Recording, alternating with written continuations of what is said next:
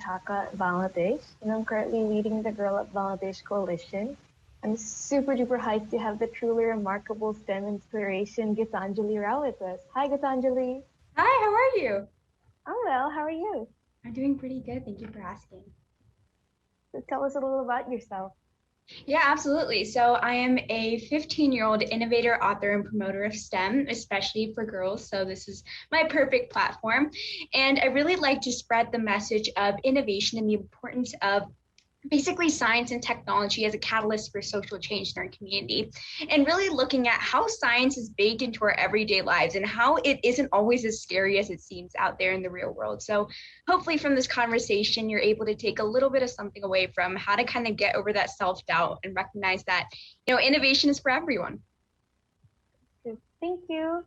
Let's move on to our questions. The first one we have is, from developing a device that identifies lead in drinking water to creating an app to detect cyberbullying, your efforts in STEM have made an incredible impact around the world. How do you brainstorm new ways to engage STEM to create this global impact? Absolutely, great question. And I think really where I start here is one, by recognizing the impact that a variety of issues have, as well as problems that we see in society, right? And it's okay whether it is a small problem or a big problem as well. Innovation doesn't really have a particular, variety to it, as long as you're doing something you're passionate about. And the biggest thing that I like to say is let your empathy drive science and technology in the world around you. And really what that means is not being afraid to do something small, as long as you love what you're doing beyond that too. And one of the biggest things— Hi everyone, my name is Aditi Purushothaman. Okay, wait, there, sweet. I'll keep going.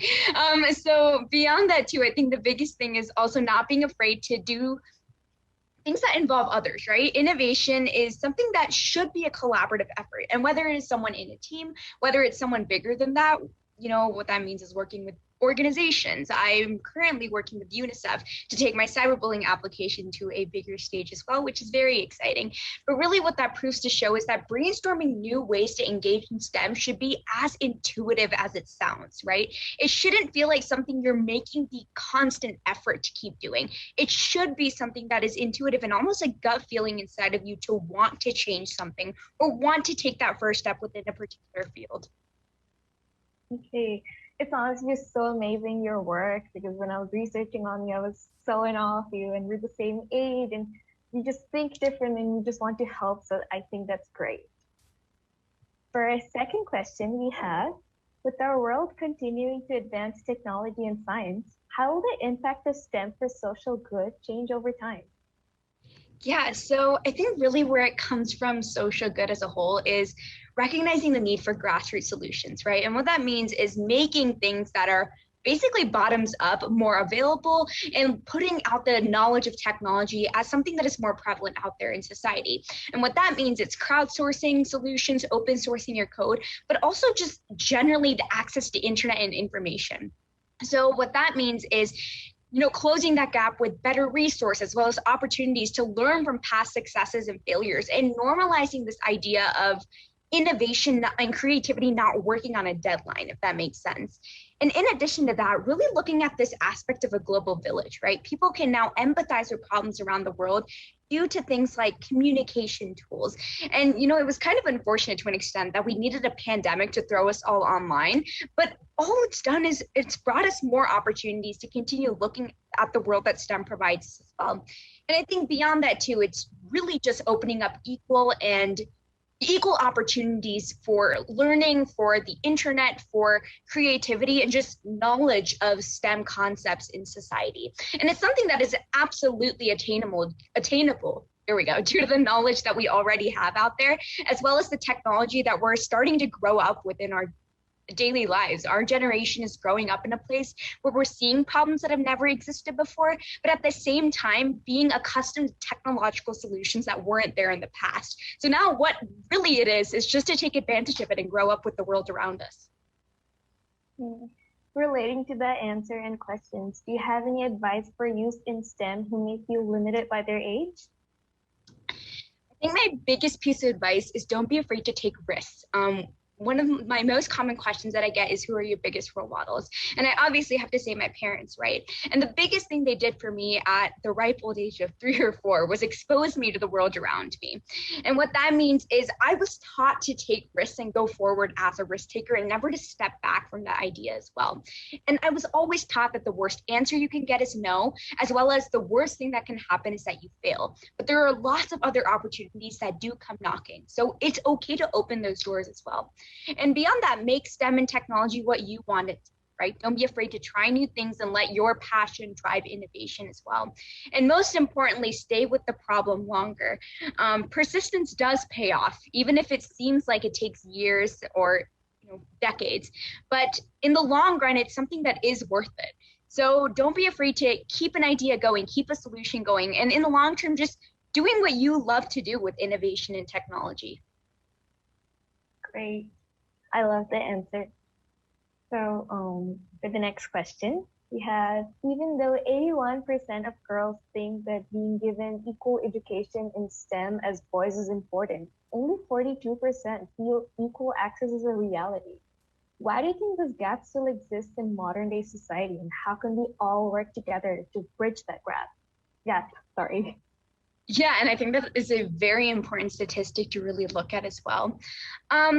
I think right now, the biggest thing to address and basically to get the elephant out of the room is recognize the idea that science and technology, whether we like it or not, is portrayed in this very traditional way towards girls, right? It's portrayed in the same way it is portrayed to anybody else. And usually science and technology is limited to things like robotics or coding. I personally have never seen a girls in STEM program that is able to, narrow down anything except for coding and robotics. And really what that is making STEM more than that and introducing safe spaces with art, connection with the real world and more equal curriculums as well, since that really is what we are looking for the future.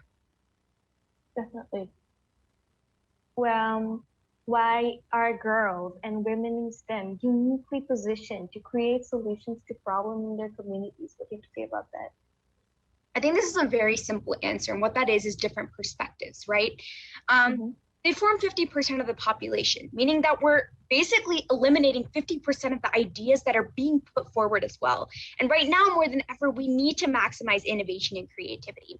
One of my favorite stories that I like to share is airbags. When they were first developed, was a completely male-run industry. And they used to kill a lot of women and children for the reason that they weren't built for their bodies. And they weren't able to recognize that until they brought women into the field. And obviously, that is a very, very extreme example and one that happened a very long time ago.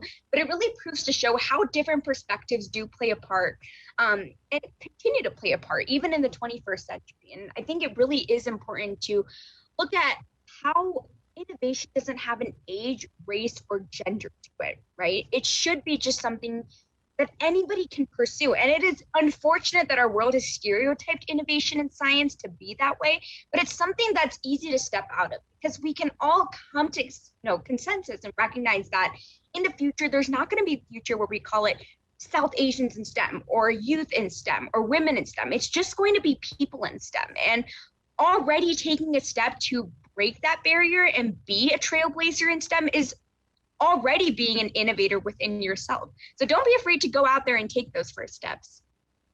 I will keep that in mind.